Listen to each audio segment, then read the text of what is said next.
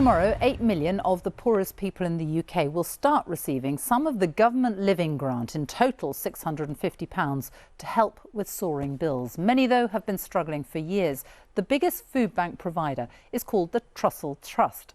Back in 2008, when the financial crisis hit, they had about 20 food banks across the UK. That number has risen sharply. Today, there are more than 400 food bank centres run by Trussell, which supply 1,300 food banks and distribution points where people can get supplies. Other charities and organisations are running food banks too, bringing the total to around 3,000. Our social affairs correspondent Michael Buchanan reports from Dorset.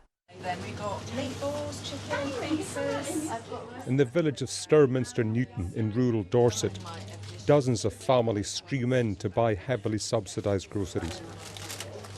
For a £6 fee, members can take home around £40 worth of shopping. My electric bill has doubled and my fuel bill has doubled, and it's taken the food out of the cupboard. Even if my husband was still working full time, we'd still be needing to use it, because the money he was getting wouldn't cover what we're paying out now. An apple a day keeps the doctor away. Many of those using the shop have jobs. They're cleaners, carers, but still they struggle. Do you want some chicken nuggets? Yeah, do you like chicken nuggets?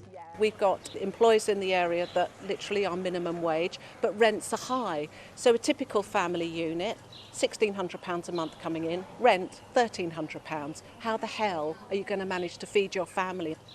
Across the UK since the 2008 financial crisis, an increasing number of people have needed help to eat. In Dorset, there are now over 50 places where people can get free or subsidised food. Some opened during the pandemic, but demand was rising long before then. When I first started, we were operating from a small church hall with a few volunteers. The food bank in Poole was one of the first to open in Dorset in 2007 to help a small group of residents. But in this council area, the number of food parcels given out tripled in the 3 years before COVID. People are referred to us by doctors, health visitors, and significantly the pastoral care workers in schools who identify the families that are really struggling in the area. And clearly there has been an increase.